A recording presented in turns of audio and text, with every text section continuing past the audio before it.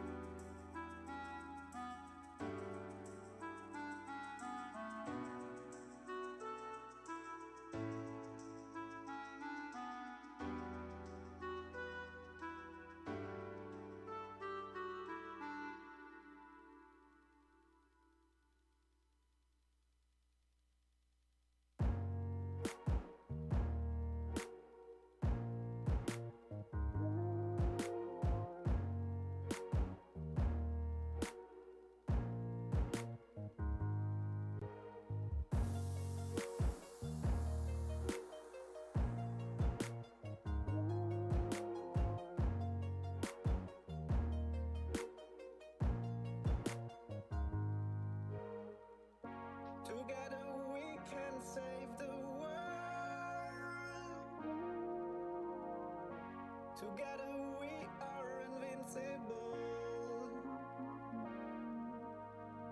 Save the world from all wars. Save the world from breaking apart. Save us from losing our hearts. Save us from losing our souls.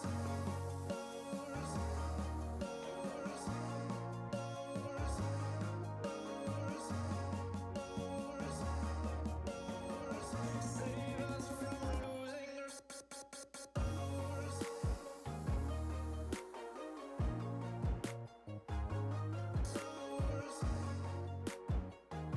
save the world.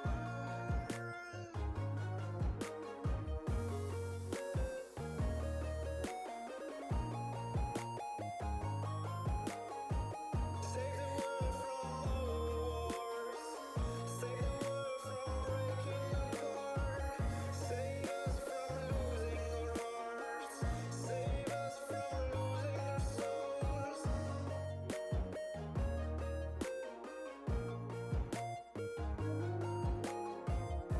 Together we can save the world. Together we are invincible.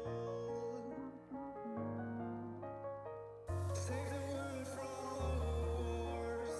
Save the world from breaking apart. Save us from losing our hearts. Save us from losing our souls.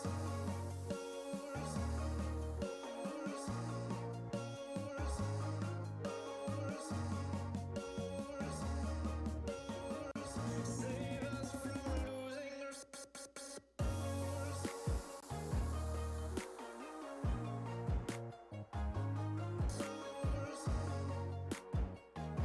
save the world.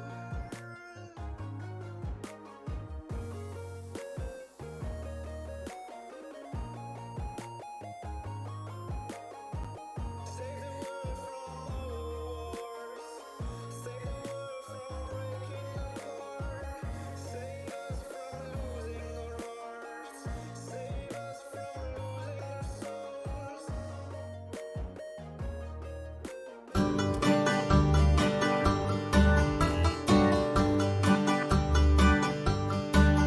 Good morning, good morning, good morning. Good morning, good morning, good morning. Good morning, good morning, good morning.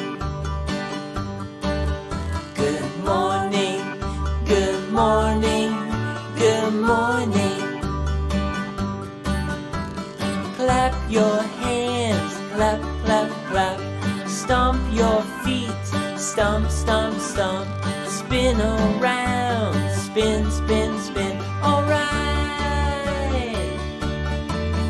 Good morning, good morning, good morning. Good morning, good morning, good morning. Good morning, good morning, good morning. Good morning, good morning, good morning. Wash your hands, wash, wash, wash. Shake your hands, shake, shake, shake. Brush your teeth, brush, brush, brush. Alright.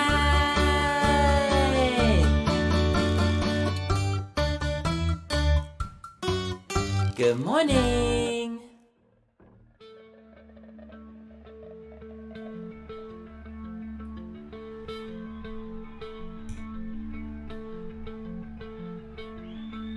Well, well, well, good morning, LouTube.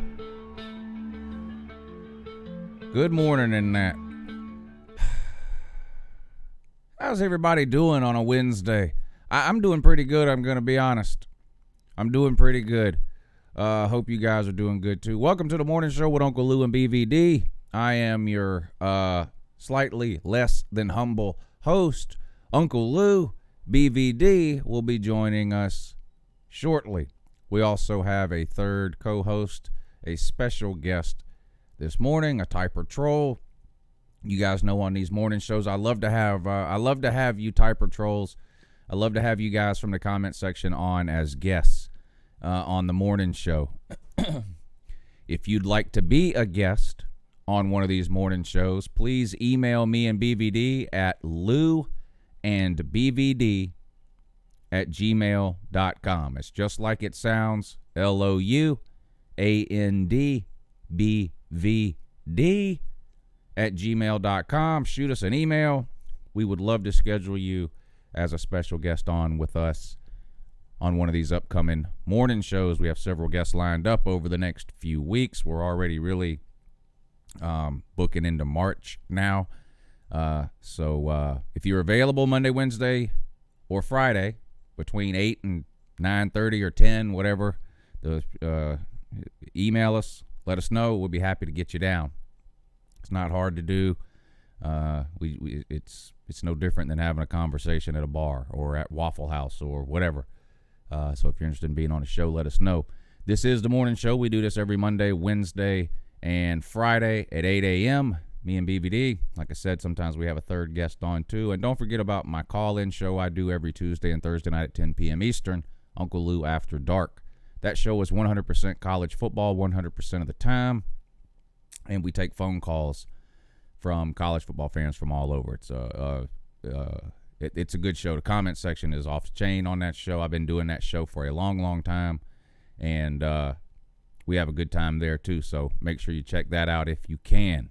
Appreciate everybody tuning in to the morning show this morning, though. Shout out to everybody in the comments section. Rob D, Tyrants5, Edward Craven, Tim Mathis, Dog Nation 365, Celine Driver, Jesse Sullivan, Bama Bo, CB, Mick Griff, Dan 050 or 0SO. Not too sure. Yeah. Tyrants, Jesse, Dog Nation again, Ballard Sports, Jarvis S, Mike Reiser, Drew Tube. What? Wait a minute. Drew Tube.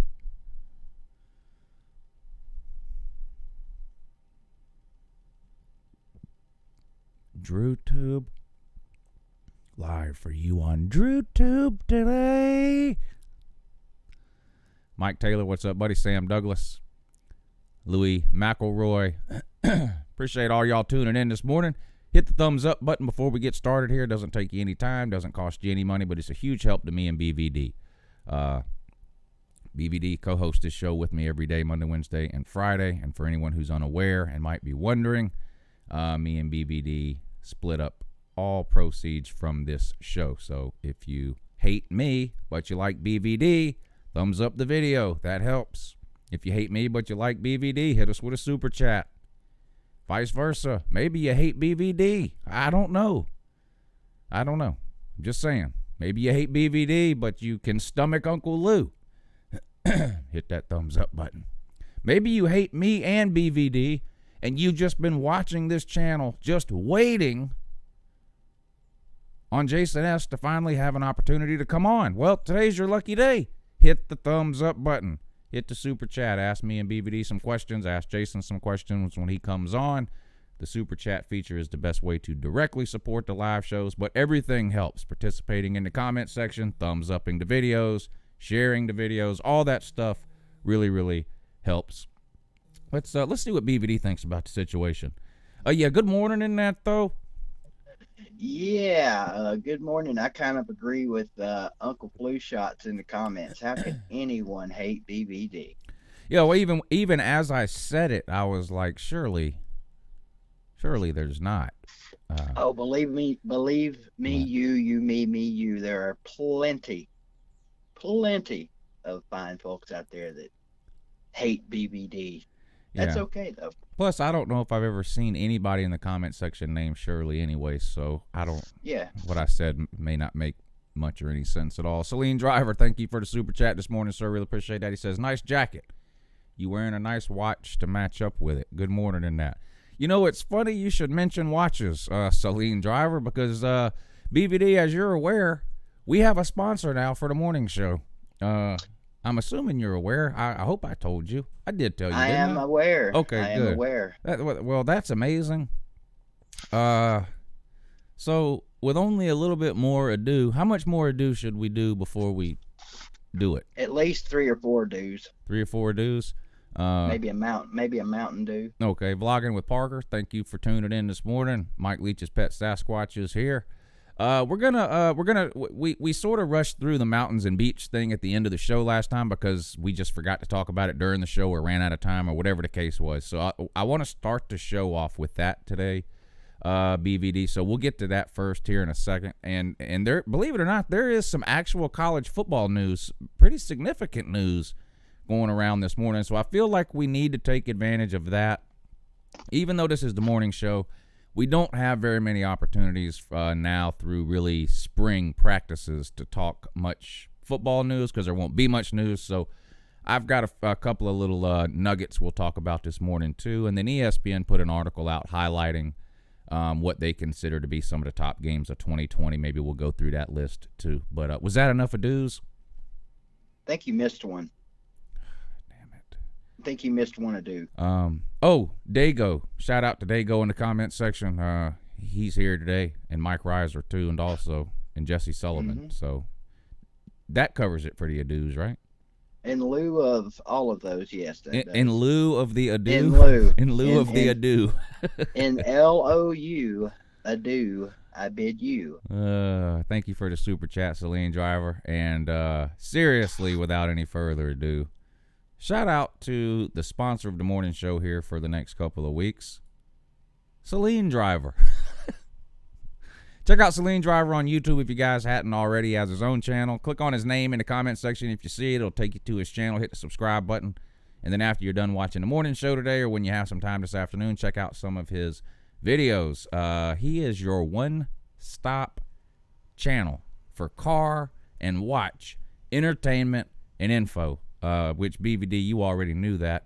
But one thing you might not have known, BVD, until I'm just about to tell you, or maybe you just saw it on the screen, but he is the official, and I'm talking referee with a whistle type official, the official watch consultant for the morning show. I thought he was actually the official watch consultant of BBD TV, too. I just haven't informed him of that yet. Oh. But you're being informed now, Celine Driver. You are now also, since Lou and I are cohorts in this morning thing, you're also the official watch consultant of BBD TV, whether it be in the morning, in the evening, at night, while I sleep stream, or whatever.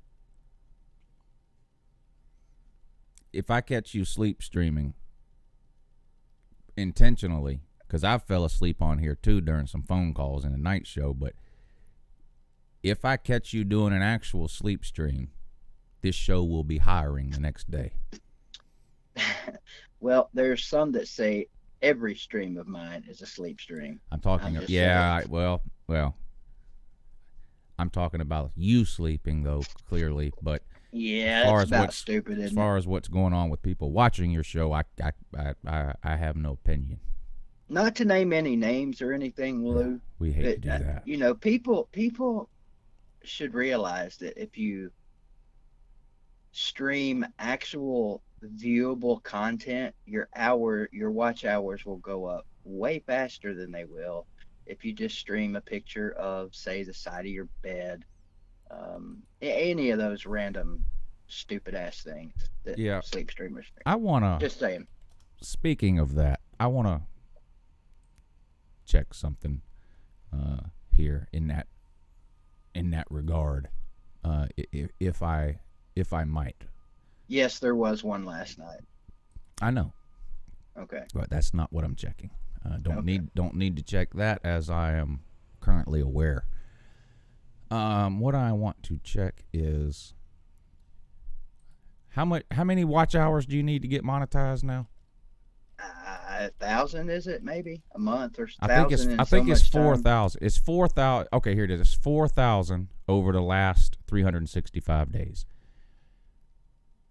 You need 4,000 watch hours on your channel over the last year to get monetized.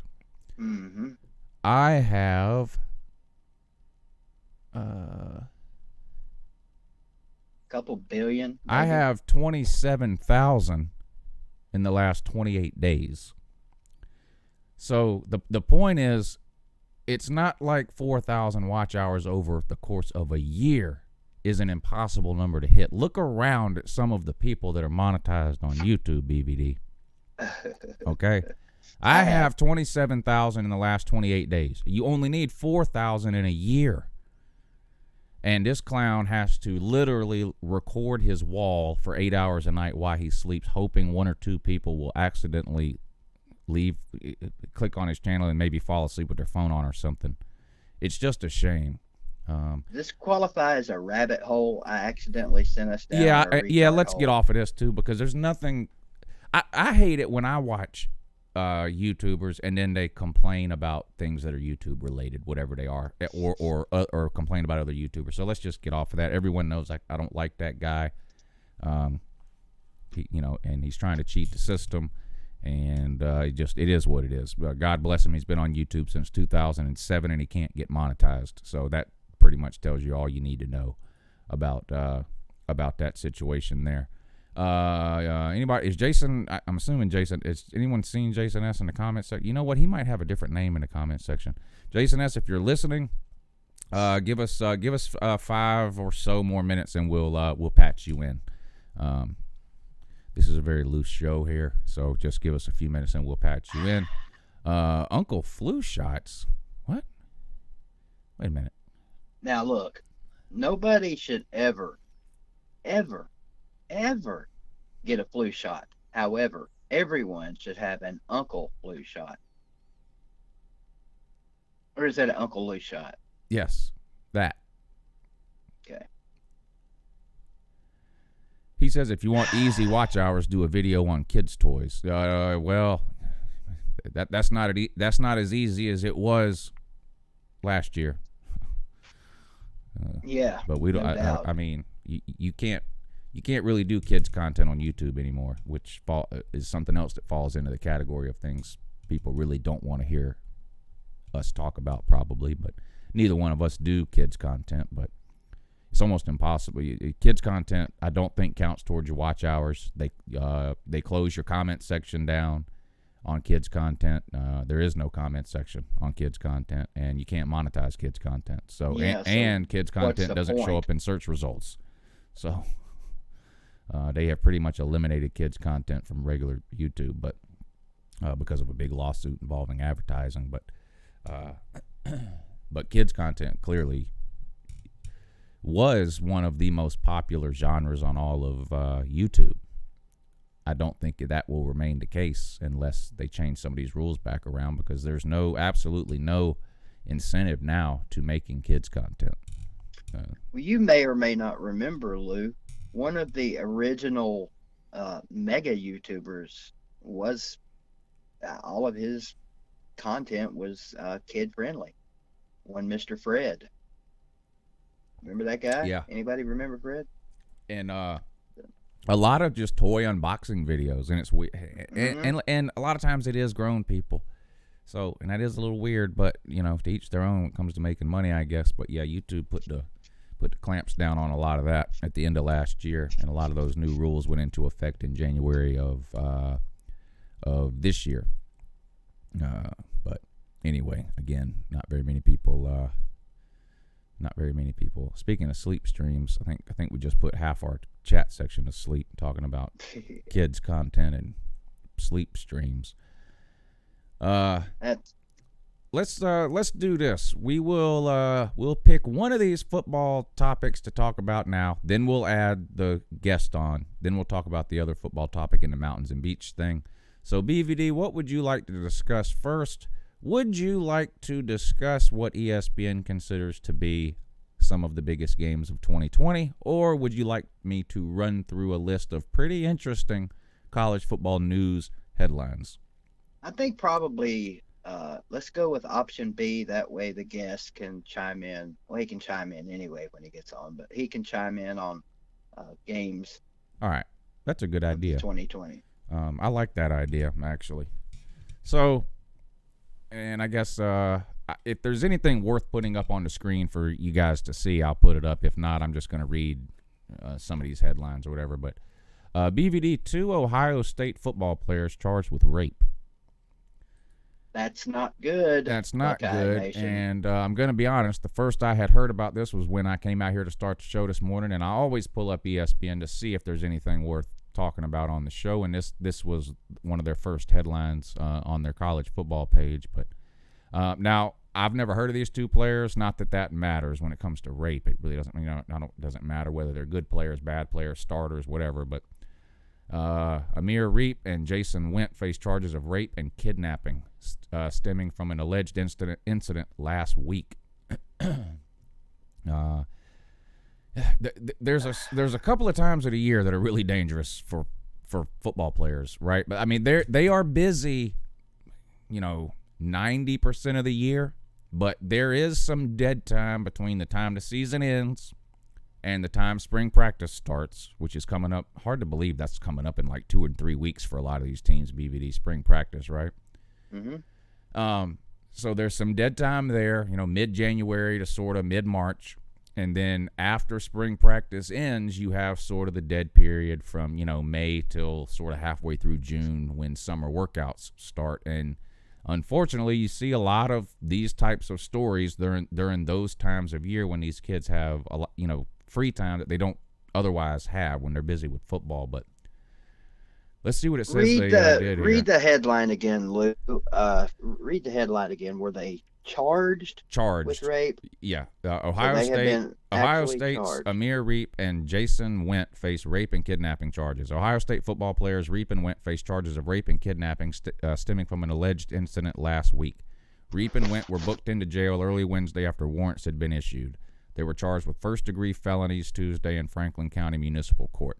Ohio State said in a statement that it is aware of the charges and arrests and that both players have been suspended from all team activities. A woman told police she was hanging out with Reap at the apartment he shares with Went, so these are two roommates, when they began to engage in consensual sex, according to an affidavit. The woman stopped and told Reap she didn't want to continue. Went then entered the room and asked if he could join. Went then allegedly grabbed the woman by her neck and raped her, she said in the affidavit. Reap held the woman down with his body while Went forced oral sex, the affidavit stated. The woman pushed Went away, according to the affidavit, but he again forced her to have oral sex. They stopped after several minutes, and Reap, while laughing at the woman, told her she needed to say on video that what happened was consensual, according to the affidavit. Reap then told the woman she needed to shower before driving her back home. Wow. Well, first of all, any man, any human that doesn't understand what no means no means, there's something clearly wrong with you. And what kind of idiot would force a woman, and I'm going to be careful how I word this, what kind of idiot would force a woman to put specific parts of his body into their mouth where they're generally, unless your name is BBD, has teeth in them? I'm just saying. Right. Not trying to make light of an obvious, serious subject, and these guys are just charged. They have not been convicted yet, so we have to, you always want to be careful what you say. Yeah. But, man, rape is definitely one of the things in this world that angers me more than just about anything. Just the thought of, hitting a woman, that's bad. I've never under any condition condone that. And then once you go beyond that, you're in just some really bad territory. So this is disgusting. Allegedly, right. It happened. Well, you mentioned, you said it, benefit of the doubt. They've been charged, not convicted. And if I'm going to play defense attorney here, one of the things that stands out to me is that the woman says it started out as consensual, but then she changed her mind and told the first guy no. Now, I mean, we need to realize that it's just a different time in 2020 than it was even when me and you were like in high school or college age, BVD. Things just aren't the same. I'm not saying one's right or wrong or one's better or worse or whatever. Things are just not the same. I've never been in a situation where it was okay now, but not okay 30 seconds from now or a minute from now. I'm not saying that can't happen. We hear cases of this happening all the time. That is a little strange to me. Now, that doesn't excuse the second part of the story about the second guy coming in. But in terms of just the first part of the story where it was okay now, but it's not okay 30 seconds later, that's maybe you can nitpick there or whatever. I don't know.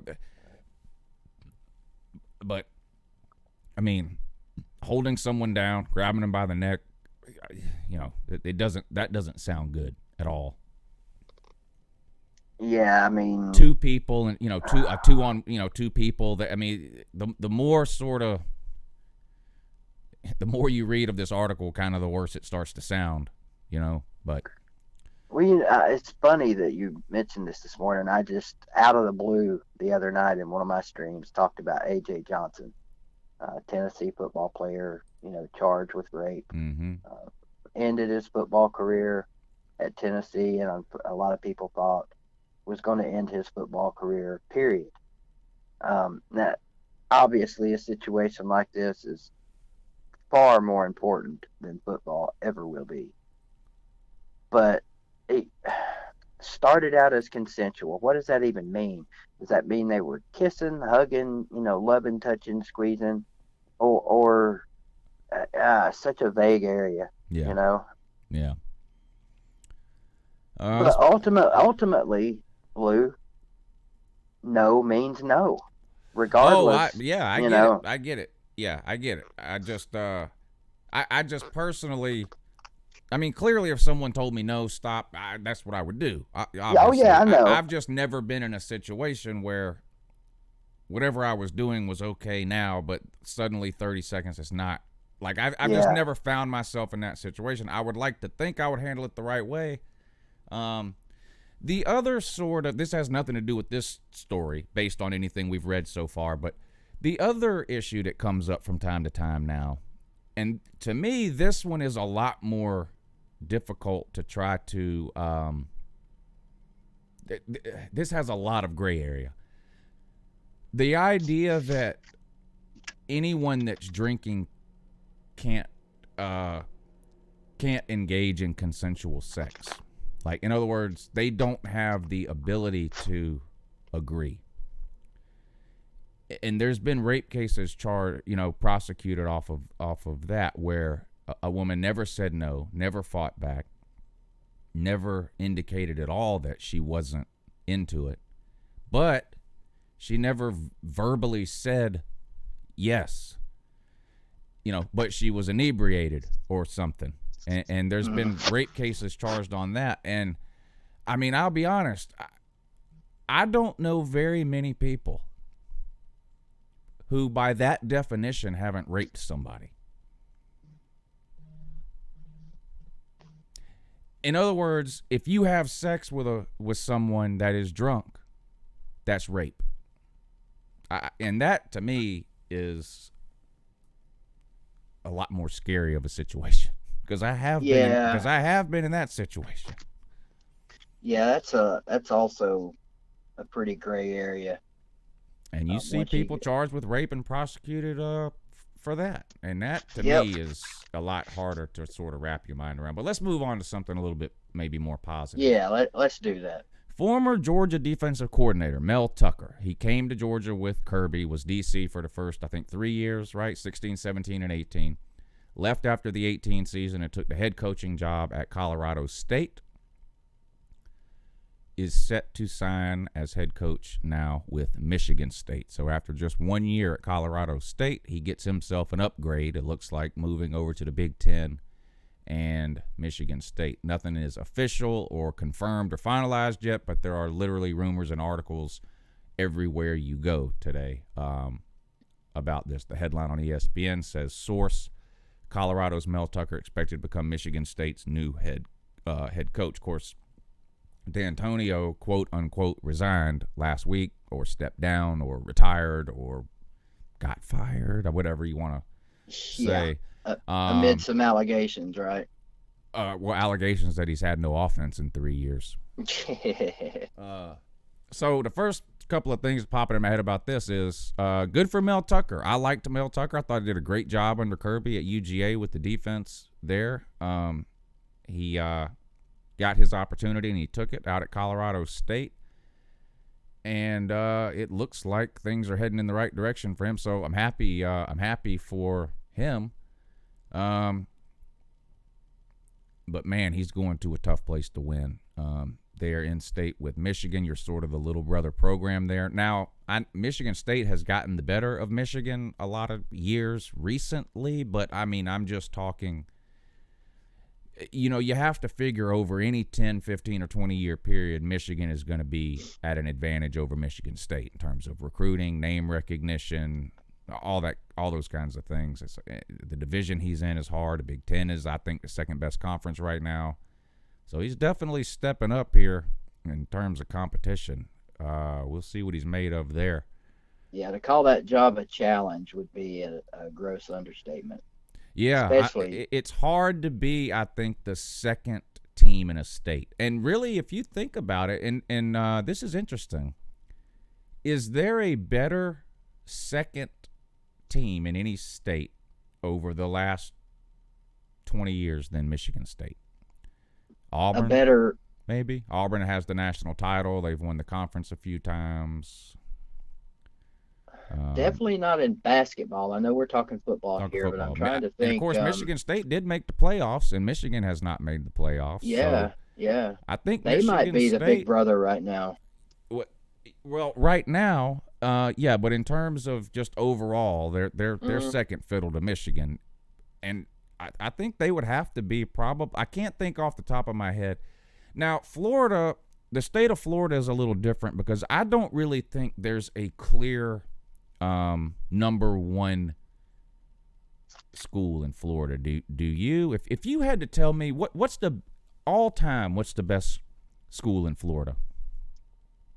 If you're basing it on, oh man, see, if you're basing it on natties, I would think you got to go with Miami. If you're basing it on consistency, maybe Florida State. I don't know. I think it's definitely a year-to-year proposition with these guys, with those three. I think Florida, I think, is definitely the hardest state to try to go, okay, that's definitely the primary football school there. Maybe North Carolina is difficult because they don't really have a dominant, you got North Carolina, NC State, Wake Forest. But, I mean, like Georgia, Clemson, South Carolina. Type. Georgia Tech won a natty in 1990, and we haven't won one since 1980, so type. But Georgia is clearly the premier football program in the state of Georgia. Tennessee, Tennessee, I think Vandy has a winning record over the last 5 years, but overall, it's not even close. Tennessee is the football program in the state of Tennessee. Ole Miss, Mississippi State. That's another good one. Yeah, that's pretty close. That's another interesting one there. I think even the state of Texas, which has a ton of teams, and Texas is down right now. But again, if you're talking just all time, if you just were to pull a random person off the street and say who's the greatest, what's the best football program in the state of Texas, I think most people would say Texas. Yeah, probably not even close. So anyway. So good luck to Mel Tucker there at Michigan State. We'll see how he can do. There's worse places to land for sure. Like I said, I mean, there's not very many teams who have made a college football playoff. Michigan State is one of them. I mean, they got shut out in the first round, but they did make it there. So they did make it. See, shout out to him. All right, I guess we're gonna bring the guest on now. Tom Braden 12, thank you for the super chat this morning, sir. I appreciate that. He says, go Gators. Yeah, make sure you check out the schedule preview I did yesterday for Florida too. Florida fan. You'll enjoy it. I hope. I don't know. Which, by the way, I'm going to try to get 3 videos out today. Good luck with that, Lou. You barely get 1 out a day. Yeah, no, I'm going to try to get 3 out today. The 3 I'm going to try to get out today. I need to do my post-signing day top 10 poll, and then I need to do 2 more season preview videos. And the next 2 teams on the list are Oregon and, wait for it, Alabama. Alabama. Greenbow, Alabama. So let's see if we can get. What do I want to do here? Add Put call. me on hold. Add call. Enter number. Wait a minute. What the? Dope. What am I doing here? Oh yeah, dial to add call. This is a professional show. It is, with See. a couple of professional hosts. See if we can get Jason. And yes, one on the way. to answer the phone. All right, you're going to be muted for just a minute, BVD, while I try to patch Jason in. Okay. Gotcha.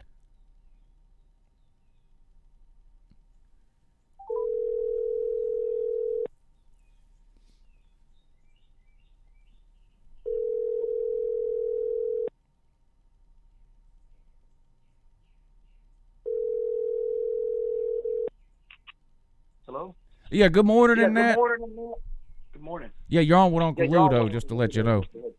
How are you this morning, brother? I'm doing great, and you're on with BVD also, and in addition to that as Hey, well.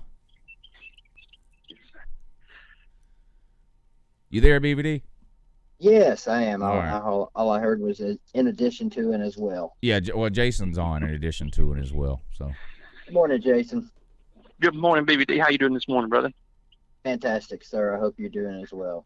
All right, Yes, sir, Jason. doing well. Before we get started, of course, there's a 10 question exam you have to answer at the beginning here before we let you continue on the call. But before we do that, I'll give you however much time you need to introduce yourself in whatever kind of way you want to those that are watching, those in the comment section that might know you or might not. But whatever it is you want to tell them about yourself.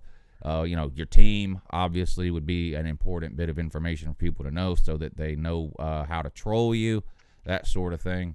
Ready, go. All right.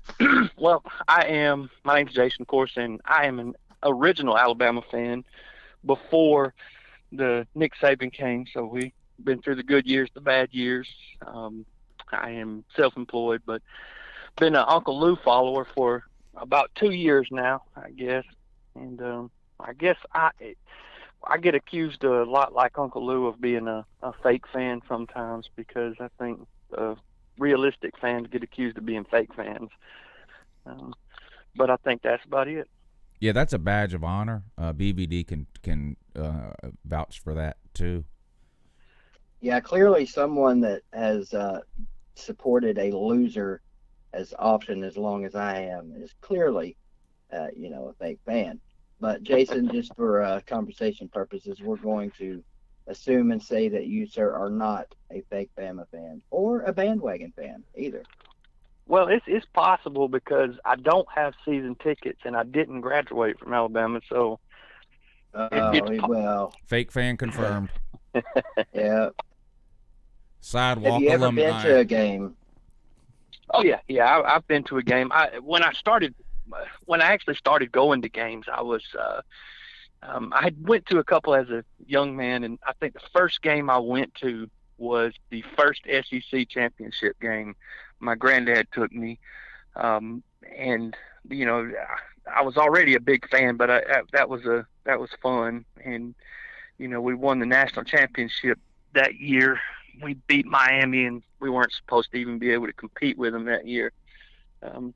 And so that was amazing. And of course, I tell my sons all the time to, they're big Alabama fans now. And one of them, I think, will be going to Alabama maybe. But I tell them all the time to enjoy it. We're winning. It's just not something that, going to happen forever. I enjoyed that when we got it. And then every year you kind of hope you get back there. And we've been on a big run, but, you don't always get back there. That was the Antonio Langham game, correct? Yes. And, Yeah. in that game, that season, a couple guys from my high school played at Alabama.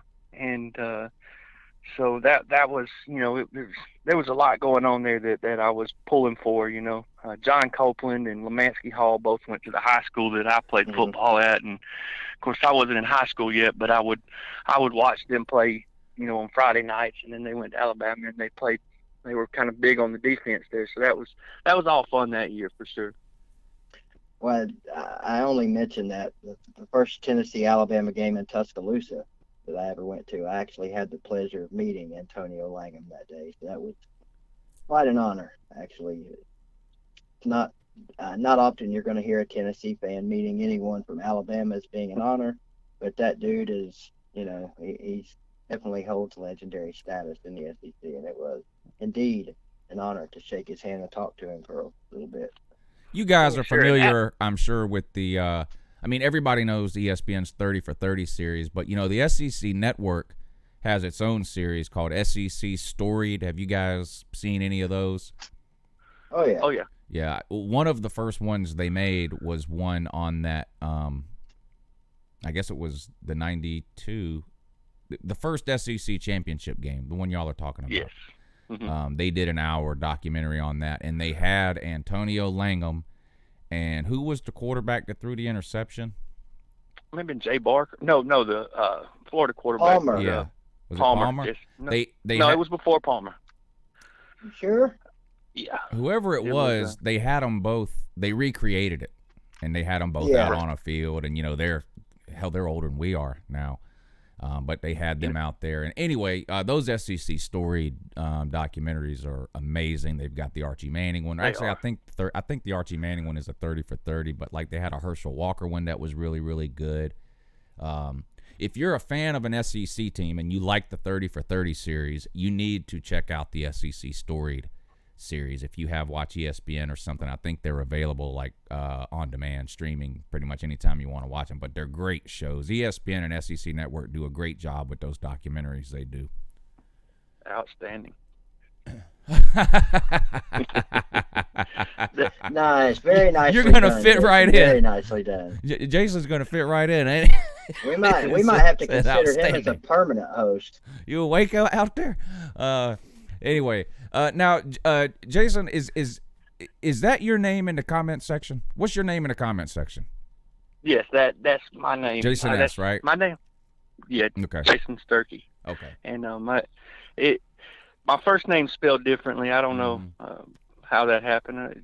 Are you My father proud of me? decided that. Are you proud of me for getting it right on the little intro thing this morning? I don't even know if you even saw it, but I'll put it up again real quick. But I actually got it right on the little intro thing. It says best games of 2020, mountains or beach, co-host Jason S, and I actually spelled your name the correct way.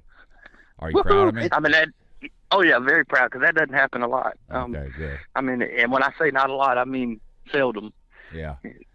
Now, Incidentally, it was Shane Matthews, by the way, guys. Shane Matthews. That's okay. right.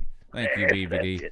BVD is in charge of stats and info here on the morning show with BVD and Uncle Lou. So thank you for that, Yeah, BVD. that's a good call. Now, anytime I talk to an Alabama fan, from now till the time the season starts, but especially between now and the time Alabama plays their spring game, there's one question I'm dying to know, and no one knows the answer.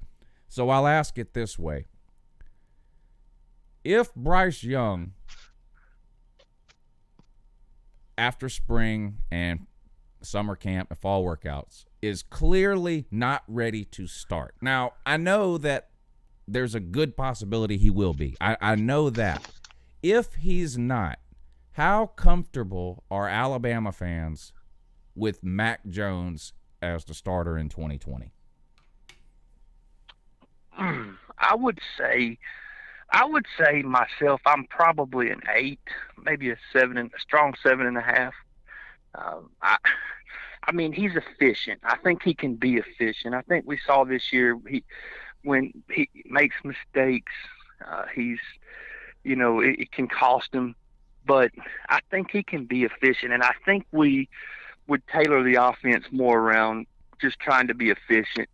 I think for Alabama fans, and I've talked to a lot of them, and there's a bunch of people saying, that Mac Jones is amazing and he's going to start.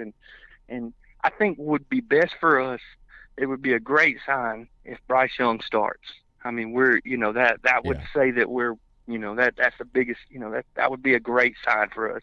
But if he's not ready, we've saw that, in the past, Nick Saban wouldn't, he would stick with the guy and ride with the guy that he was comfortable with. But I would think that hopefully Bryce Young would be developing, and if we needed him, he would be better later in the year than he was early in the year. It might be a good thing. He might not get hurt early in the year. He, missing some time. He may just get better and be ready. And people, because it's almost like baseball. When you see a pitcher the first time around, you can't catch up to his fastball, but the second time around, you're ready.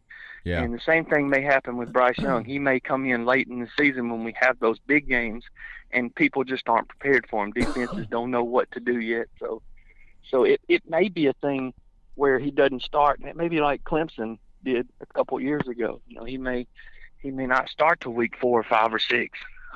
But I think the best sign for Alabama would be if he was ready to go week 1. I think that would be a big deal. But I would be pretty comfortable if we had to play Mac Jones all year.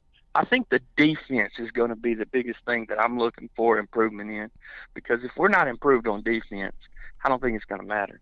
Yeah, I expect a big improvement on defense from Alabama. We talked about that some last night on the call-in show. I forget who called in and brought that up, but being so bad and playing so many young guys in 2019 clearly hurt Alabama, but all of that will work to Alabama's benefit in 2020.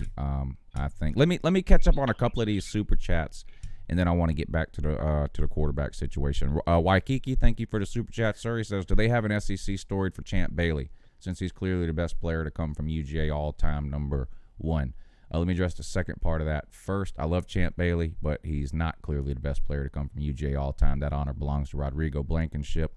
The first part of your question, do they have an SEC story for Champ Bailey? No, but they should, and I'll actually say that they should have an SEC story about the Baileys. They did one for the Mannings, and I get it. Peyton Manning is one of the greatest football players of all time, especially in the NFL and all that. So, and the whole, they had the three brothers thing. But how many Baileys came through the University of Georgia? That would be They an need interesting. one about the berries too, Lou. The Berries? Yeah, Like- the berries. Like Chuck Berry? Yeah, that. Yeah, he's part of the Berry family too. Right. Thank you for the super chat, Waikiki. And then T2Y Exclusive wants to let everybody know that he joined the show late this morning by leaving a super chat that says, hey, Amir Reap and Jansen Wynn of Ohio State jailed. Yeah, don't pay any attention to the comments underneath that by some dude called BBD either. Okay. So is he aware that we covered that? I think he might be. Okay. That's his way of saying outstanding. Yeah. But Pinecone, thank you for the super chat, though. Appreciate that. He has a Miami channel for any of you guys that, well, anyway, he has a Miami channel. But yeah, we talked for about we spent about 10 minutes on that in the first 20 or 30 minutes of the show. T2Y.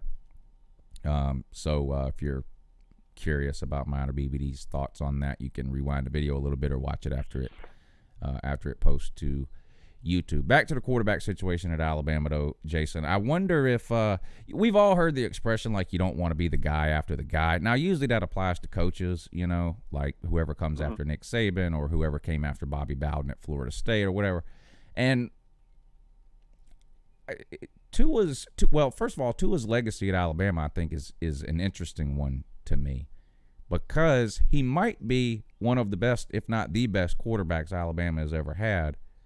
But he really never won a national title. I know what happened in 2017, and yes, he deserves and gets a ton of credit for that.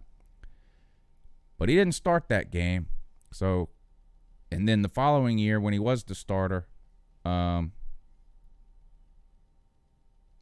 following 2 years when he was the starter, they came up short. So, but clearly Mac Jones is not Tua. And I just feel like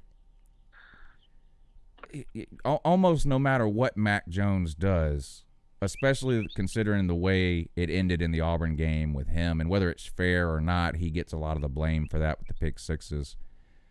Yes. I wonder if fans are ever going to truly get behind him, especially knowing that Bryce Young is sitting there. Like, even if Saban is telling us every single day Bryce Young's not ready. I see him in practice every day. He's not ready. and then Mac Jones goes out. And even if Alabama wins against whoever they play 40-10 or whatever, but Mac Jones has 2 interceptions or something, I just wonder the pressure he must be under, because clearly he does not have the talent, the potential, or the upside of Tua or Bryce Young, either one. But Nick Saban is a defensive-minded, conservative coach. Now, he sort of broke out of that when he made the decision to put Tua in at halftime and all that. I think if Bryce Young is anywhere close, I think Saban will go with him. I think he's clearly the better player. I think he clearly has the more potential, more upside, all that. And after seeing what he saw with Tua and Hurts in 2017 and sort of almost waiting too long to make the switch, I think he will go with Bryce Young if it's even close. I think so. I think there's a lot to unpack here, but one thing that would be that gives Bryce Young a little bit of an edge before he even starts is Alabama has been through a lot of quarterbacks since A.J. McCarron. Yeah. Before McCarron, it was like, 3 years. These guys would start 2 or 3 years, and the position was solidified for a little bit. And I think if Bryce Young comes in and starts, it solidifies the position for a bit, which now things are a bit different now with the transfer portal and everything, and guys getting hurt. Somebody's already left, and you need him now because he's gone. So there's all that to think about. But you're right about Tua and being the guy, and because Tua, it's sad for Tua because I think the second half of the LSU game, he had finally turned a corner. I think mentally he had this, and I think there was something to it. When he got punched in the mouth, when he got confused, when he got rattled, it seemed like he was a different quarterback. But the second half in that LSU game, he seemed to have turned a corner to where he kept fighting. He kept pushing. He was a little bit different, and I would have liked to seen him play the rest of this year to see if he had really turned the corner. And I think that would have helped him answer a few questions going into the NFL. But that didn't happen. He got hurt, and it is tough to follow, a guy with such legendary status. But I think, just like every team, there's a lot of fans that think they're smarter than the coaches, that they know more. We don't have any information on how these guys practice. We don't, but the coaches do, and they see that, and they know more than we know. And I blame Auburn fans a lot for this, because it seemed every year that there's a bunch of Barners that say, we got a better quarterback than the one that's playing. He's gonna, and I'm like, if he was better, he would be playing. Yeah. I mean, no coach wants to lose a multi-million-dollar job because their best quarterback sitting on the bench waiting to surprise somebody next year. I mean, that's just not how it works. Yeah. The best guy's going to play. And I don't think Mac Jones can ever be what Tua can. You were right when you said he doesn't have that upside. I think he can be a solid quarterback. I do. And I even think he's a step above the game managers that Bama's had in the past. I think he can be a playmaker at times if needed. I was about to make a similar point. There's a lot of people who think you can't win national titles anymore, like Saban was winning them in 9 and 10 with people like McCarron and McElroy. And I tend to agree with that. But I don't think Mac Jones is that. I think he's somewhere in between, like you said. I don't think he's as dynamic of a playmaker as Tua. But I do think he's more of a game changer than a McElroy or a Fromm or a McCarron, that kind of thing. And we said earlier, like, you don't want to be the guy after the guy. That's sort of a football cliche. Another cliche, because you talked about fans and how they feel about the backup quarterbacks, but another cliche that's been around in football forever, the backup quarterback is always the most popular player on a losing team. Yeah. Quarterbacks get way too much credit when a team wins and way too much blame when a team loses, and that leads to fans always going, how come this guy ain't getting a shot? Meanwhile, the left tackle is getting beat every other play, And there ain't a fan walking around that can name the backup left tackle, but God forbid the quarterback gets sacked because that left tackle didn't make a block, and then it's, we need to put the backup in. And I'm guilty of it too. It's just it's something of, out of a human nature, football fan nature, whatever it is, but everybody loves the backup quarterback when things are going wrong on a football team. And the other guy we haven't even mentioned, and I'll get your thoughts on this, but rumor mill working overtime here with this Pineapple Jr. Is he transferring, and what's the point in waiting till after the draft? Does this have something to do with not pissing off Nick Saban and Alabama ahead of the draft, or what is the significance of? Because I'm assuming you've heard the rumors in the stories, which is that Pineapple Jr. is going to enter the transfer portal after the NFL draft. What is the significance of waiting until after the NFL draft? Well, from all the time I've spent in Tuscaloosa, that family is a close, tight family. They all moved to middle of nowhere, Alabama, from Hawaii to support Tua, and not just support Tua, but to be a family. And you see a lot of it on television and you hear about it, but when you're there, you see even more. They're a really tight family. Dad makes a lot of the decisions. I mean, Tua stands up there and says, I decided that I'm going to go pro. I really, truly believe Dad said, you're going pro. Let's go. And it's part of their culture, I think, part of it. And I think wherever Tua goes, I think he's going to try to get close to there. That way, family stays together. That was my thought too. Hey, I promise I was paying attention to this entire conversation you two have been having. Didn't I hear one of you say something about Harrison Bailey being the greatest quarterback that will ever have lived by the time it's all over? First of all, you weren't paying attention. Second of all, I need you to stop harassing the female viewers in the comment section. Let's just say it like it is. But yeah, so like the rumor with Tua is that the Miami Dolphins are a likely destination. So wouldn't that be interesting? Because what could that mean for Pineapple Jr.? Could he end up a Hurricane? A Hurricane. They are in desperate need of a quarterback. They brought Derek King in, who I like, but he's going to be a one-year guy because he's only got the 1 year left. Could we be looking at a situation here where Pineapple Jr. ends up in South Beach, if that indeed is where Tua lands, which is the popular sort of guess that a lot of people are making, of course, with Burrow going to Cincinnati and the Dolphins then getting Tua. That would be interesting. I think that is very intriguing. I think it's interesting to see.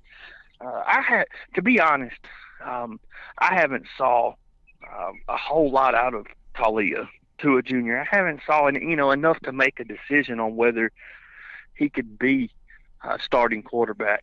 And I don't, I heard a fan say the other day that the family was upset about him not being Tua's backup this year, but I didn't hear anything like that. I don't think he was ready. Right.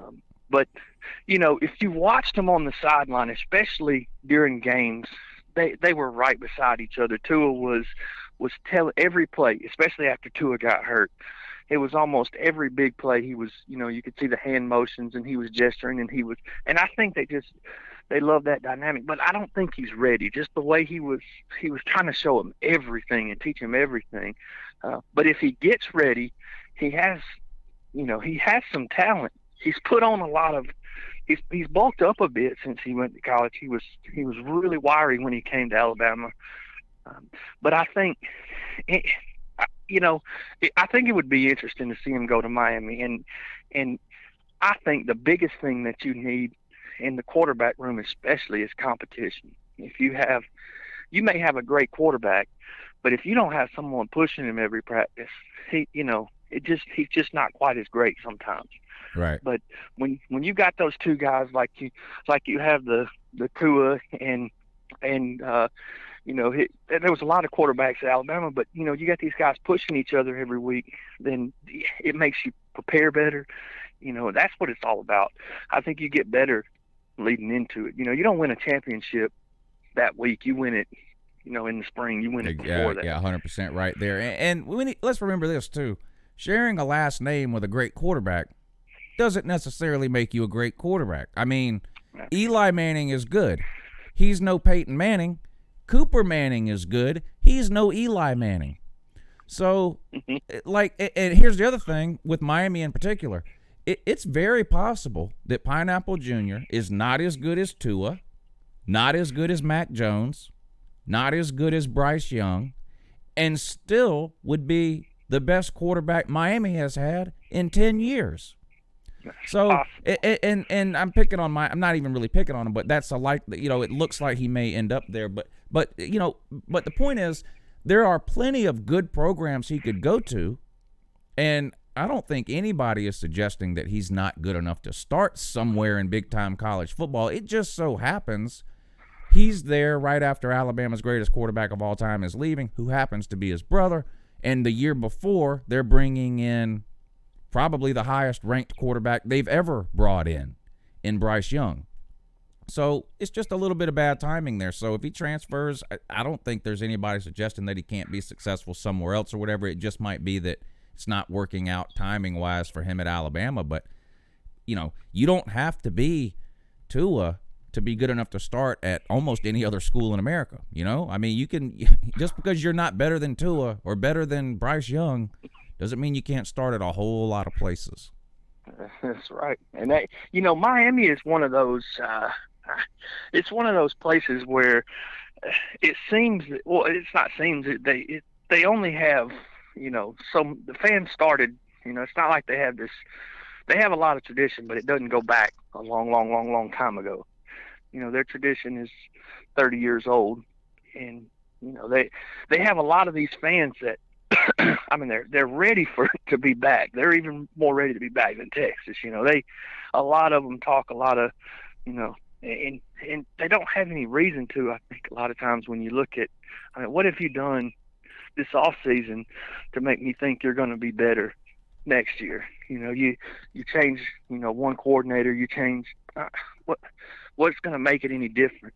But I think a quarterback is a quarterback is a leader in a way that they can make a change on a team more than a lot of people. And there's one thing you can say about Tua and his family. Tua melted Nick Saban's heart. Tua changed the way people did things under Nick Saban, and that's a big deal. And to get a quarterback like that, just to have the type of mentality that his little brother may have, could change a team's outlook. It could change the way things go for a team, and then his talent would be a plus after that. Yeah. Speaking Brian, of Harrison Bailey, he's on campus at UT, right? Just checking in. Brian, letting you guys know I'm still here. Brian in the comment section, who, unless I'm way off here, is a Florida fan, makes the comment that Pineapple Jr. only got a scholarship because of his brother. I vehemently disagree with that, and you need look no further than the fact that your Florida Gators offered him a scholarship, sir. He just chose not to go there. But literally everybody, the list is, Alabama, Florida, LSU, Michigan, Nebraska, Oklahoma State, Ole Miss, Oregon, South Carolina, Syracuse, Tennessee, Utah. Literally everybody wanted him. So, is he as good as his older brother? Probably not.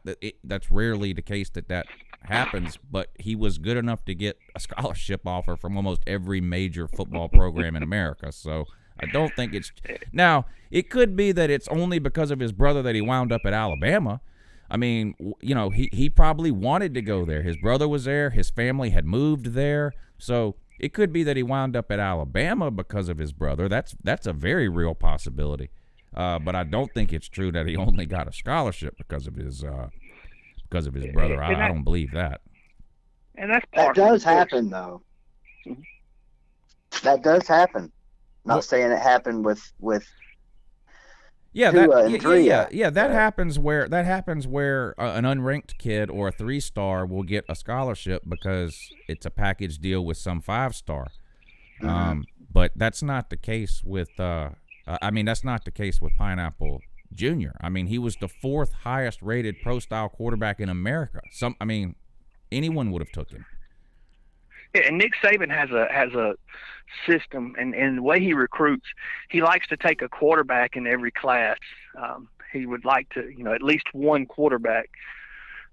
There's a number system. Someone was trying to break it down to me recently that had a little bit of insight. I don't think they're right in the middle of all of it, but there's a way he grades each player.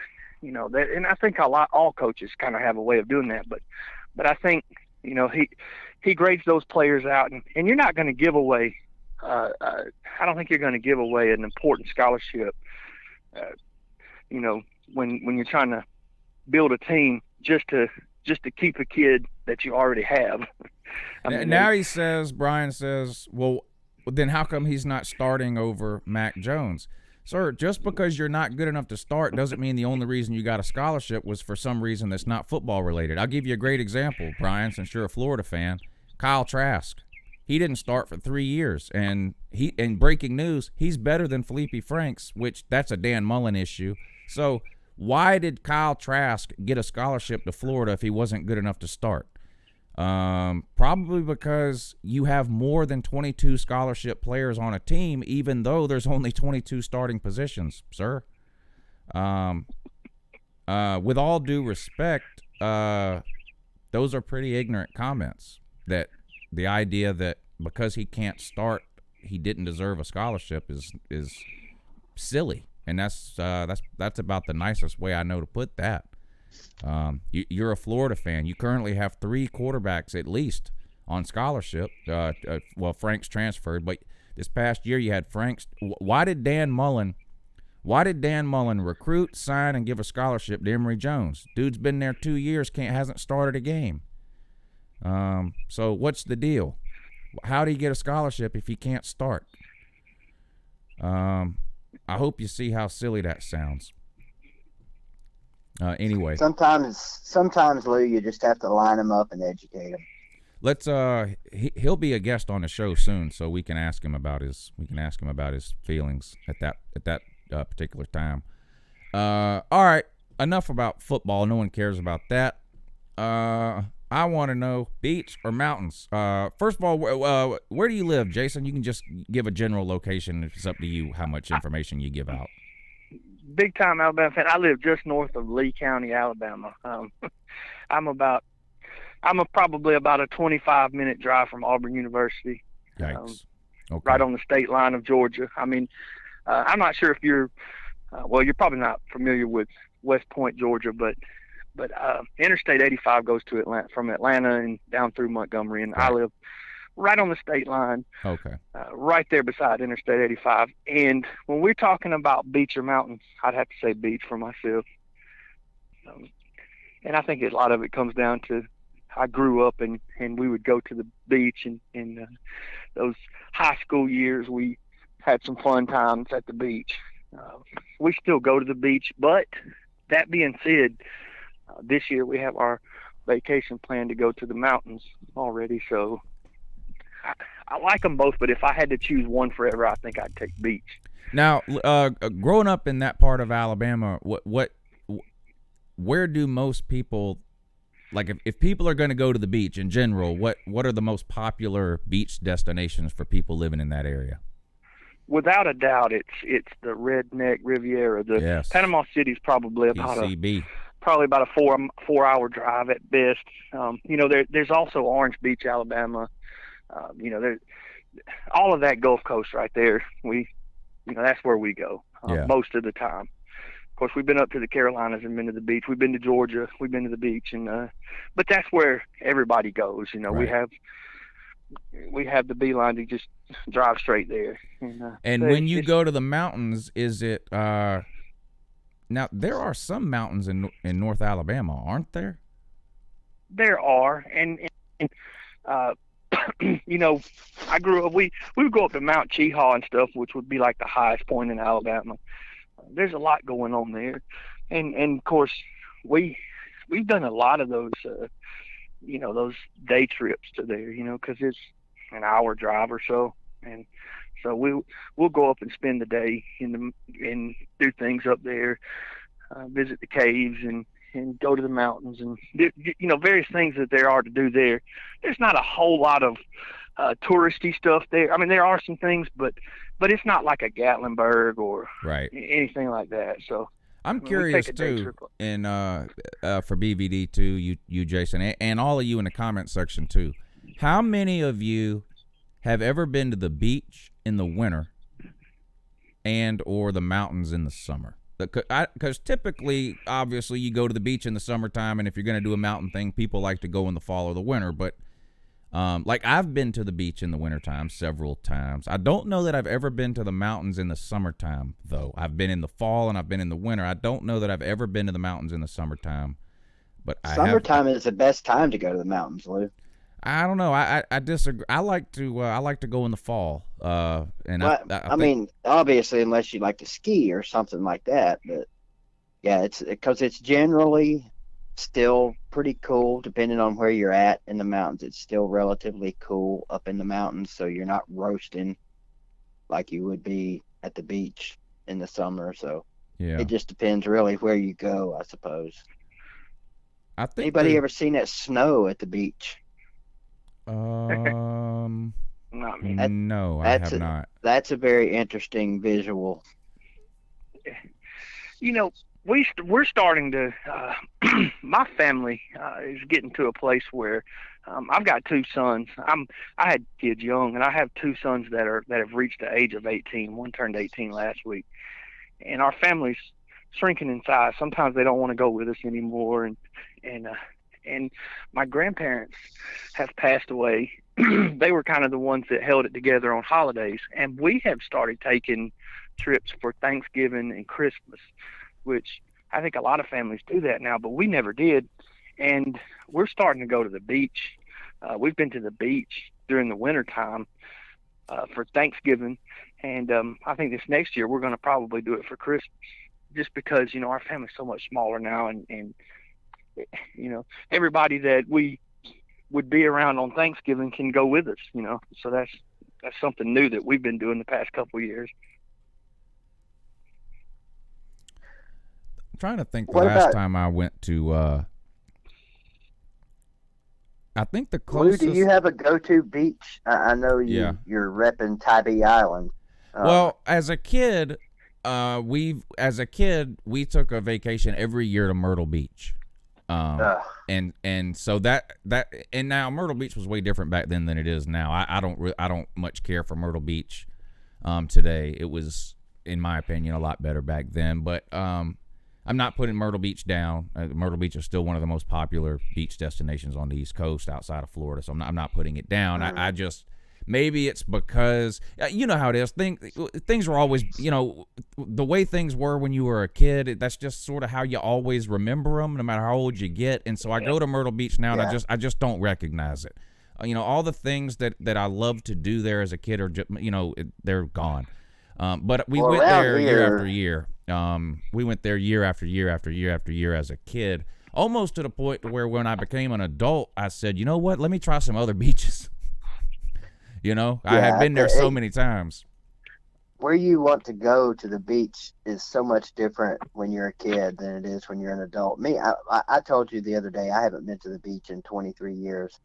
But even back when I lived in Raleigh and was, a couple hours away from the beach, I preferred to go to somewhere like Wrightsville Beach, which is, more of a laid back, older people beach, as opposed to the Myrtle Beaches, Atlantic Beach, places like that are full of the bars and, the stuff like that. Of course, when you're a kid being old enough to drink, of course you want to go to places like that. But around here, where I live, for years, I think the people in this town thought that the only beach on the planet was Myrtle Beach, because that's where everybody went. I'm like, hey, you guys, the coast is a pretty big place. There's other places you can go besides Myrtle Beach. And I think people have finally kind of caught on to that around here lately, maybe. Possibly. Rob W. says, and thank you for the super chat, Rob. He says, lake in the mountains, better than a beach any day. And I know there are a lot of people that feel that way, and that's sort of why I put the question out there, just to kind of get an idea of how many people around here feel that way, because I personally know a lot of people who would much rather be in the mountains, in the woods, that kind of thing, than they would at the beach. And a couple of people have mentioned Tybee Island in the comment section too, and of course I have a Tybee Island hat on. I've been there a bunch of times too. That was my mom's favorite place to go as she got older. We went to Myrtle Beach every year when we were kids, and then probably the last 10 or 15 years or so, they have rented a house down there every summer, and we've all gone down there for a week or whatever. And I like Tybee Island as an adult. And BVD, this is sort of the point you were making about the differences between where you want to go as an adult or a kid or whatever. I like Tybee Island as an adult because there's literally nothing to do there. And for me, that's great. But like as a kid, I would hate it. And I take my kids to Tybee Island too, but you don't have any, for those of you that have never been to Tybee Island, it's nothing like a typical touristy, resorty beach town. There are no go-kart tracks. There are no amusement parks. They don't even have putt-putt on Tybee Island. I mean, there's literally nothing to do but sit at the beach and eat. There's only one hotel on Tybee Island, and it does have a pool. The rest of it is pretty much housing that you rent out, and they don't have pools. So it's totally different than I think what most people's idea of going to the beach is. And I don't like to get in the ocean. So I don't really like Tybee Island all that much, outside of the fact that it doesn't bother me to sit around and not do anything all day. But like as a kid, I would have hated it. That's one thing that always cracked me up about people that go to the beach. So you go to the beach, you get a nice oceanfront hotel, whatever, condo, whatever. You've been waiting all year to take your family vacation to the beach. And what do you do when you get there? Spend hours laying out beside the pool. Right. That just makes no sense to me whatsoever. Yeah.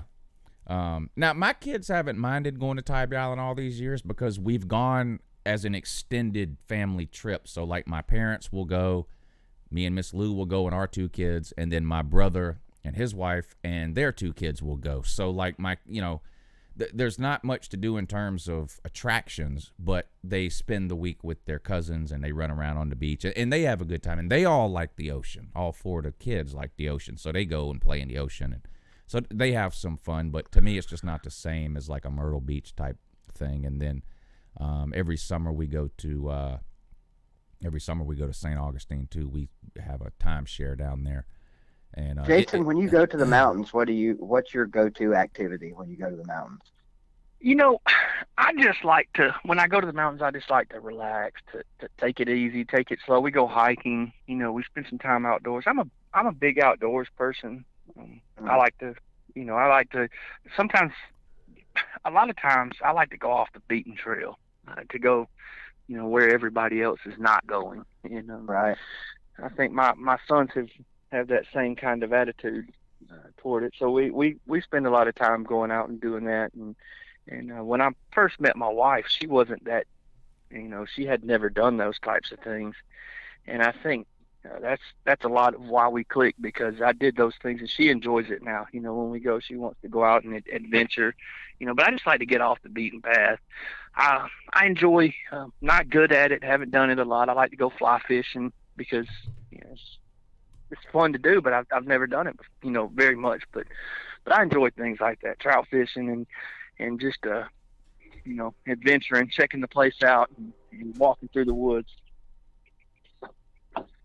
Fly fishing? How do you fish for flies? Well, there's a lot of them out there. Yeah. Now, I tried fly fishing one time, and it was a mess. Yeah, you need a lot of space to do it. You can't do it. You can't do it with a lot of trees around and things. Yeah, it's just a good thing I didn't have a laptop or a TV handy that day, or they would both been broken. Smash them. Definitely got to have patience to learn how to fly fish. A ton of patience, But and I think this whole question about beach or mountains kind of speaks to people's personality. I think the people that go to the beach want to be around a lot of other people. They're, people that want to go to the mountains want to be left alone. I think I was talking about that last night with my wife. I asked her and she said, well, it's kind of, depends on the attitude the mood I'm in. Sometimes I want to be left alone. We'll go to the mountains, and if not, I like to go to the beach. I think probably the most disappointed I've ever been on any kind of vacation activity. In fact, it was the last time I went to the beach. Me and my two buddies took a charter to go deep sea fishing. So I was all excited about this. Been looking forward to it for months. When we get out there, we ride this charter boat for what seemed like forever. It was at least an hour. We get out there, there's a bunch of people on the boat, and it was basically like, all right, everybody step up to the edge of the boat, drop your lines, wait 10 minutes, and then reel your lines in, and you got 2 or 3 sea bass on there. I'm like, that's not fishing. That was terrible. It was That awful. that was going to be my question. Did you catch anything, and did you get seasick? The first time I Everybody, went out and did that, I got seasick. everybody caught something. If you didn't catch anything that day, you basically stayed on the seat you were sitting on. But no, I did not get seasick. Yeah, that got me the first time we went out. And I was scared it was going to happen again the next time, but we spent the whole day out there before I got, it was a long time. But we didn't do the whole drop your line and reel it in thing. We actually, but I think the first time I went, we had a really big day. We had a great day, and I've been back afterwards, and this might be kind of like how it is to follow tour. We just had such a great day, and then we go back and we had a decent day, but I've yet to have a day like that. So it's kind of been a letdown every time since to go fishing in the ocean. I think I'd rather talk about NASCAR than fishing. But speaking of NASCAR, Logan Jackson, thank you for the super chat, sir. He says, nude beaches or clothed beaches? Anybody ever been to a nude beach and is willing to admit it? I've never been to one. Not outside of YouTube, nope. Yeah, I've never been to one. I don't know if he would get mad at me for saying this or not, but my brother got. Does anyone know what Club Hedonism is in Jamaica? Yes. No. The resort, the Hedonism resort. My brother got married there. So. That sounds like something you don't want to catch, hedonism. It's they have nude beaches there, and hedonism is a swinger resort. For those of you that don't know, or a religion. Kind of sounds like a religion. Speaking of religion, you watch any late night YouTube last night, BVD? Nope. Good man, good man. Rob D, thank you for the super chat. He says, love both, but there's more to do in the mountains: whitewater, kayaking, skiing, camping, etc. Chattooga River in the summer, Snowshoe, West Virginia in the winter. I like whitewater rafting. I've only done it one time. I went. Me and Mrs. Lou went. This was back before we were married, 2004, 2005, I think. And I think it was Gatlinburg we went to. We went in September, and we did the whitewater rafting. Now, it was a guided thing. We just sat in the boat, But that was fun. It's the only time I've ever done it. I would do that again. That was fun. They had the different levels. I don't remember which level we chose, but it was one of the higher ones. There was times you thought you were coming out of that boat.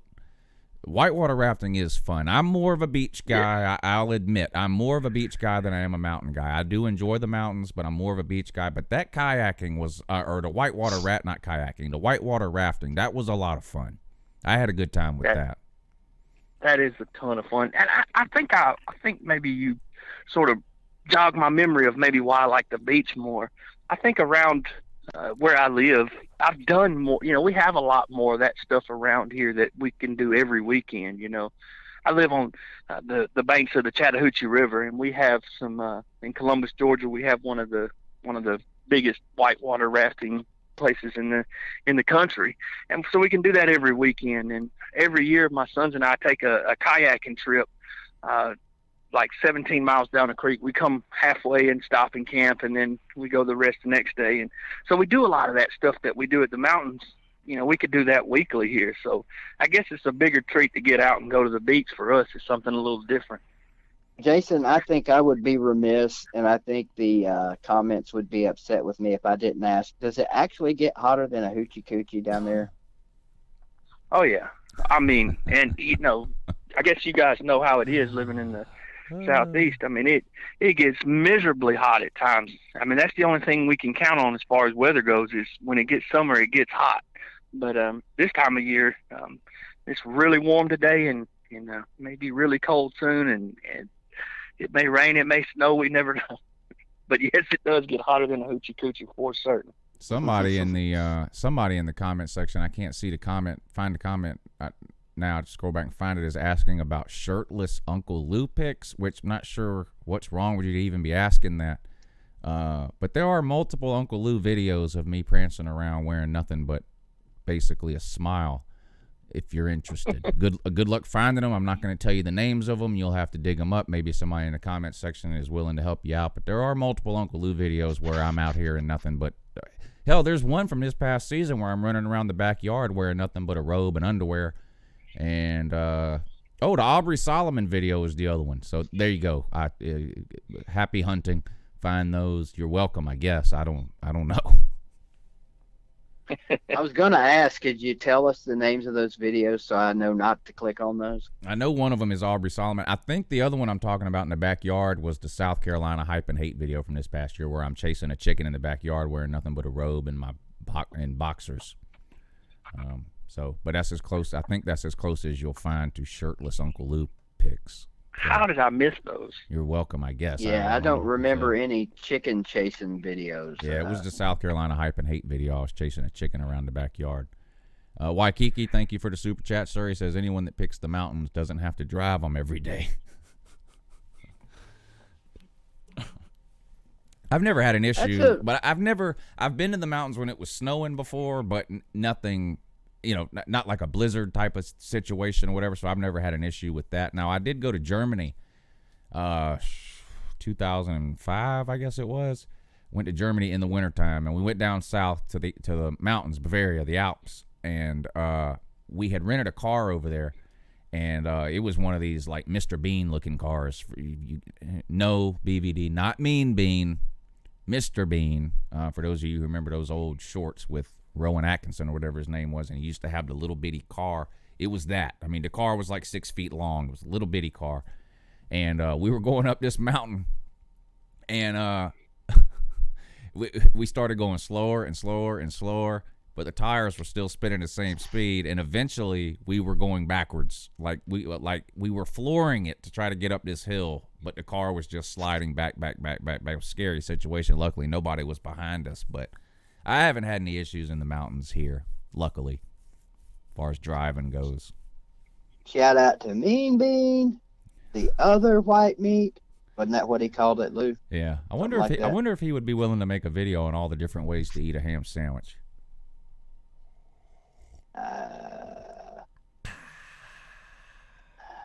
Yeah, that one went right over my head. Clearly. Oh, man. Have we wasted enough time? Or, I don't know. What time is it? 9:30? Great. What else you want to talk about today, Jason?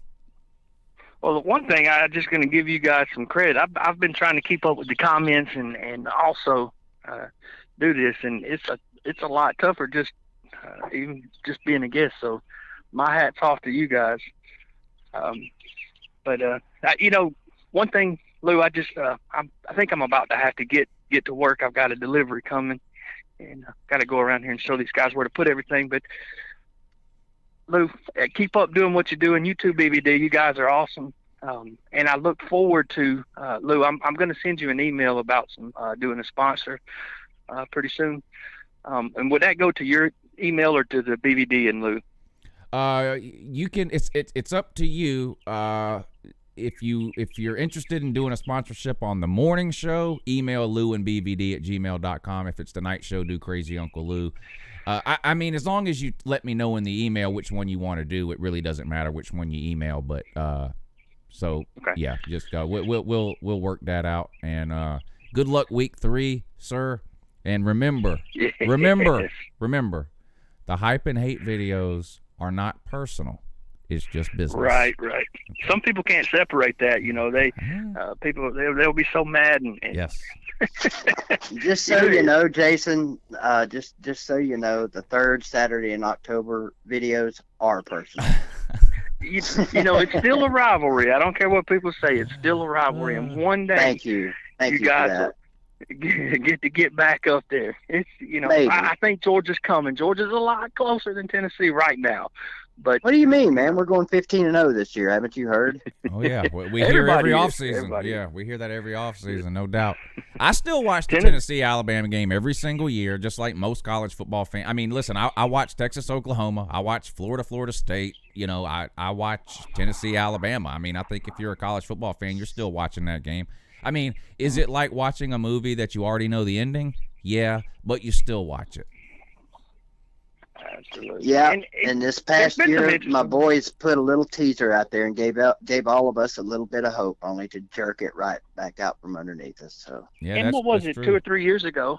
I think it was 2 or 3 years ago when Tennessee came pretty close, within a sack fumble of a finishing drive, trying to hang in there. So, there's a shot. Yeah. There's I mean, a shot.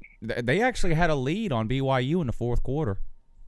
oh God, are we done yet? Is this show over yet for today? Yeah. Jason, Almost beat Georgia State. that's right. I mean, what I a knew great it. game, an Damn it. all-time classic. Jason, thanks for I was- coming on the show this morning. We had a great time, sir. We look forward to hopefully having you on again at some point in the future. We're trying to let everybody that wants to come on get a chance to come on before we start doubling up. But please let us know in the future if you'd like to come on again. We'd love to have you. If it matters to you at all, I think you did a pretty good job. Absolutely. Yeah. Hey, thank you, guys. Keep it up, fellas. Y'all are doing great. I keep putting them out there. I'm watching them every chance I get. And the live ones I miss, I come back and watch them later. But, hey, keep it up, guys, and roll Tide. All right, Jason. Have a good one, buddy. Thanks, Jason. Take care. He did a pretty good job, BVD. I guess I did. I don't know. I wasn't listening for 30 minutes of it. Yeah, oh yeah, we know you were. The whole you were chasing, Bryce, You were chasing your own tail in the comments section again. the whole quarterback conversation thing there. Yeah. Hey, somebody's got to keep up with these wackos and these bad-headed fuckers in the comment section. Might as well be you. That's right. Yeah. Logan Jackson wants to know if he showed us enough love to do this show 5 days a week.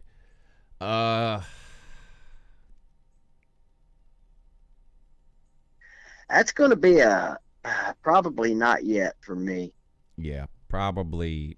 It has nothing to do with the amount of love y'all have shown us. It has Right, to do right, with the right. amount of things me and BVD can think of to talk about for 2 hours a day. And things that we already do on here. Yeah, I've talked about this before in relationship to like my super fan videos that I do. I get comments every day that people, when's the next 90 Proof or Luther video? When you bringing General Valtard back from the dead? Where's Natty Back Steve? We want to see him. That's great. That makes me feel good when I get those kind of comments. But it's a fine line between giving people what they want to see and wearing something out and overdoing it. Mm-hmm. And I don't have all the answers on where that line falls, but it's a tricky game to play. If people love 90 Proof or Luther, I promise you, if I uploaded a 90 Proof or Luther video 5 days in a row, people would be sick of 90 Proof or Luther at some point. And the same goes for these morning shows. The only thing I can guarantee you right now, and this just goes for me, I haven't talked to BVD about this. It's like everything else, it's up to BVD what he does or doesn't do on this show. At some point over the summer, probably towards the end of the summer, when it gets really close to the start of the season, maybe August, this will go 5 days a week, the morning show. And that's a long time from now, so we'll cross that bridge when we get there. And then when this college football season ends, maybe we will stick with the 5 days a week and see how the numbers do. And then maybe we end up. It could be that this show ends up being 3 days a week from January to July and 5 days a week from August to December. I love doing this show. This is the favorite right now. And the way I look at YouTube is kind of the way I look at Tool songs. Whatever's my favorite today might not be my favorite tomorrow. It changes all the time. Right now, this morning show is my favorite thing I do on YouTube. I absolutely love this morning show. So it's not that I don't want to do it 5 days a week, but it is hard to judge where that line is between giving people what they want to see and driving something into the ground. That's my opinion on it anyway. Next thing you know, people are going to be wanting LouTube 24 hours a day, the ESPN of the internet. Stay tuned. That could happen. That could happen somewhere down the road. Not necessarily LouTube, but like a multi-day broadcast Oh, yeah. consisting of several different YouTubers. You never Well, know. and I did tell you about my I did mention a master plan to you at one point on the phone not that long ago. But that would be hard to do for lots of different reasons that we don't need to get into. Here, Waikiki, thank you for the super chat, sir. He says, "So, what was the good mood about last night, Lou?" Oh, okay. I'll mention this briefly, and then we really going to end the show. BVD has a lot of important things to do today. But I did mention it last night and say I would talk about it today if we had time. So I mentioned it quickly at the end. A lot of you who have been watching this channel for a while or who watch most or all of the videos know that several times a year I will upload a video that just has a date on it, maybe 6 months, 1 year, 18 months, 3 years, whatever. Most people have caught on over time through various things I've said on here on different live streams, whatever, but Uncle Lou is an alcoholic. I haven't drank in a long, long time. 40 months now since I drank. So this September will be 4 years that I haven't drank. There's a long list of reasons why I made the decision to quit drinking. But on that list, and pretty close to the top of that list, is a DUI that Uncle Lou got actually on the way back from a Georgia game many moons ago. And because of some things that were out of my control and because of some things that were in my control, the court date for that got pushed back a long time. And because of that, I've been dealing with that for what seems like forever, years, basically. And yesterday was the last the last thing I had in other words, that is completely behind me now. I had, in the state of Georgia, when you get a DUI, they make you take this, I forget what they even call it, basically a DUI class that you have to go to. And it's like 20 hours long, all day on Saturday, all day on Sunday, like 4 hours on Monday night. And then you have to take this test and pass. Anyways, this big rigmarole. And I kept putting it off and putting it off and putting it off. And because my court date had got pushed back so far, I had until February of 2020 to do that class. And clearly I put it off until February of 2020. So this past weekend, I bit the bullet. I did the class all day Saturday, all day Sunday. That's why I couldn't watch any XFL games this weekend. So all day Saturday in that class, all day Sunday in that class. 4 hours Monday night in that class, took the test, passed it. They give you this little piece of paper that you have to go and turn into the courthouse or whatever. And I went and turned that thing in yesterday, and I'm completely done. All of that is behind me now. Now, that doesn't mean I'm going back to drinking. Me quitting drinking was a permanent thing. It wasn't just like, oh, let me quit drinking until I get all this DUI stuff over with. No. There was a lot of other reasons why I made the decision to quit drinking too that didn't involve the DUI, but it just drinking was just bad for me. I've talked about it before, but I mean, I am an alcoholic. I never drank every day. I never drank liquor. I was never physically addicted to alcohol. None of those types of things. But every single time I drank way too much, and it was just causing too many problems. The DUI just happened to be a legal problem, but there was plenty of other problems it was causing too. So I made the decision to quit drinking. And that's going to continue. That hasn't changed just because this DUI thing is behind me now. But anyway, so that's why I was in such a good mood yesterday, because I went and turned that paper in yesterday, and I don't have to worry or deal with that anymore. And that was costing me a lot of time, a lot of money. That class alone was $400 that I had to take last weekend. $400 to take that class. Anyway, you guys have, most of you, if you haven't gotten a DUI yourself, you probably know somebody who has gotten one, and it's absolutely insane. You know those commercials that come on that say the average DUI costs $10,000 and blah blah blah. That estimate is on the low side, especially when you consider how much time you have to spend dealing with it, that you could be doing something else productive, like making YouTube videos. It just was a nightmare, and it's behind me now. It's over with. I don't have to deal with that part of it anymore. I'm still not drink. I don't think I'm never going to drink again. It's just not worth it to me. Whatever benefits or positives I got from drinking, it's vastly outweighed by the negatives that came along with it for me. And again, that's me. Plenty of people can drink and handle it and do it the right way and all that kind of that just wasn't me. I didn't know how to control it, and I had to stop. That's what I did. Now this is done. I'm going on vacation this weekend, BVD, heading up your direction. Uncle Lou will be in the mountains.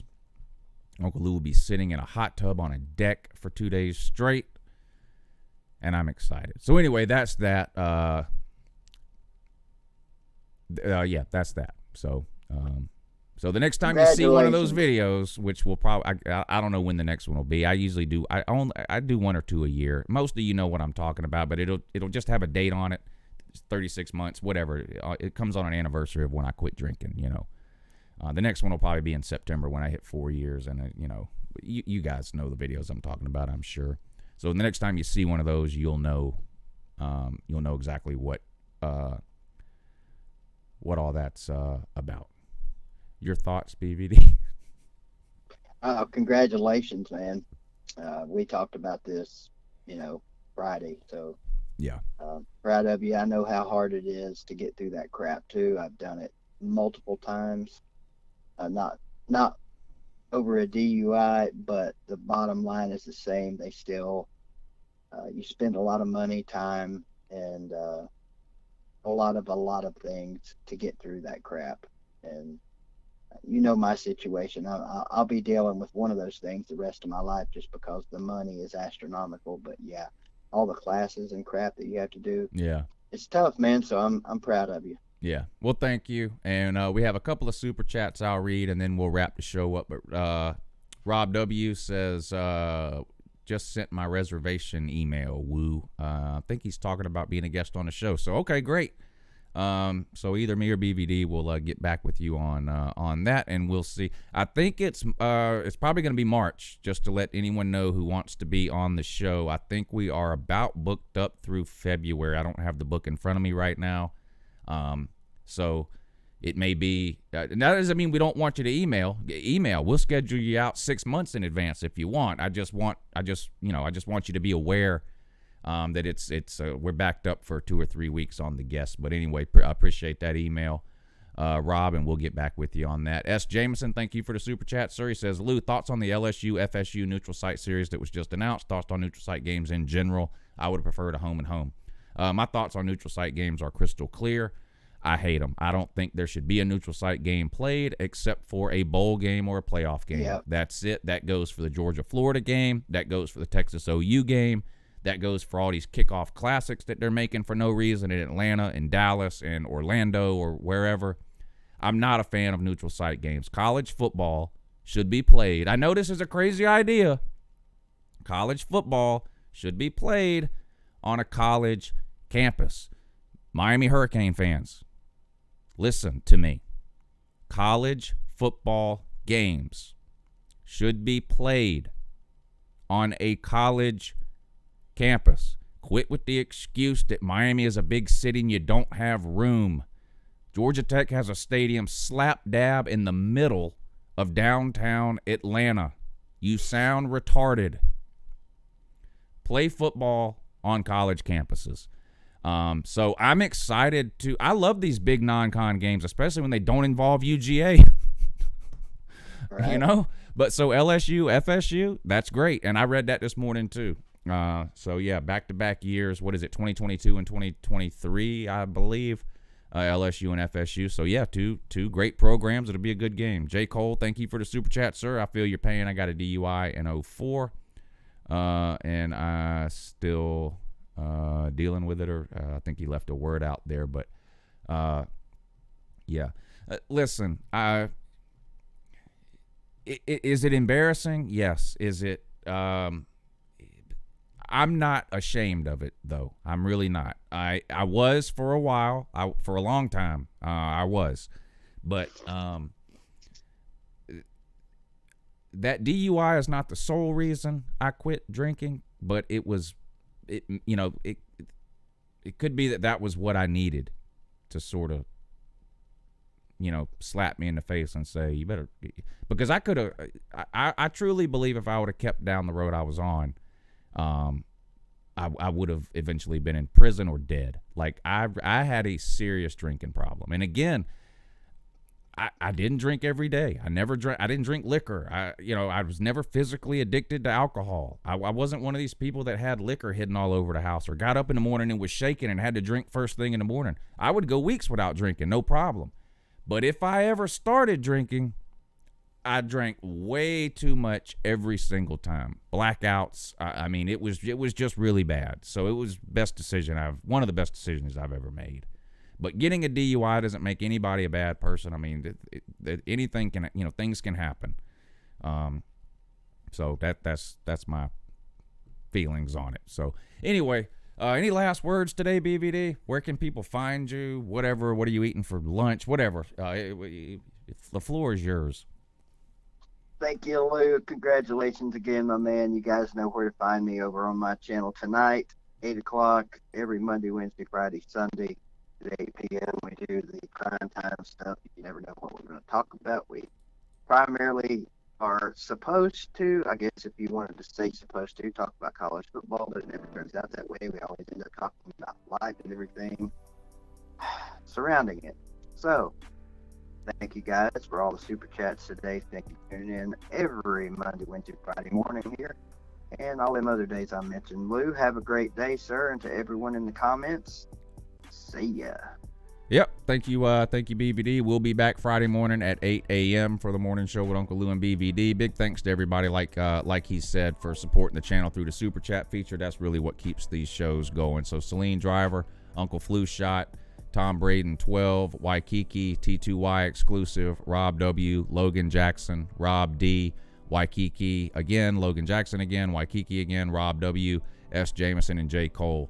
Big shout out to you guys for supporting the channel. Me and BVD can't tell you how much it means to us. There's a literally unlimited number of things you guys could choose to do with these $2 and $3 and $5 and $10, and the fact that you choose to try to help support what me and BVD are trying to do here, we really, really appreciate it. So thank you all, everybody in the comment section that hung out with us this morning. Big shout out to you guys: Jeff Webster, Melissa May, Christopher Duncan, Richard Smith, Vodka Drinker, Christy, Jarvis S, Melissa May, Dago, Rob D, Bartholomew Bob, Jarvis S, Waikiki, Brian, Christy, Jeff Webster, Kevin Cook, Richard Smith, Tim Mathis, Melissa May, Bartholomew Bob, Christy, SEC officials, Jeff Webster, everybody in the comment section, everybody who tuned in this morning. Thank you so much. I'm going to try to get multiple videos out for you guys today. I sort of had a game plan of how I wanted February to go, and for some of the reasons I just talked about a few minutes ago, I am behind on that plan. So I'm going to try to make that up over the next few days by getting multiple videos a day out. Live schedule for me, not much of a surprise to anybody at this point. The morning show with me and BVD every Monday, Wednesday, Friday at 8 a.m. And then I have my call-in show, Uncle Lou After Dark, Tuesday and Thursday night at 10 p.m. Eastern. So that's 100% college football 100% of the time. The morning show, you never know what the hell you're going to get on the morning show. But the nighttime show, 100% college football year-round. All right, that's going to do it, guys. Like I said, I really, really, really appreciate all of you tuning in. Thanks for all the support you've shown thumbsing up, the thumbs up, sharing the videos, participating in the comment section. All that stuff helps a ton. I can't wait to do it again Friday morning. I hope y'all have a great Wednesday, and we'll see you again real soon. Have a good morning in that.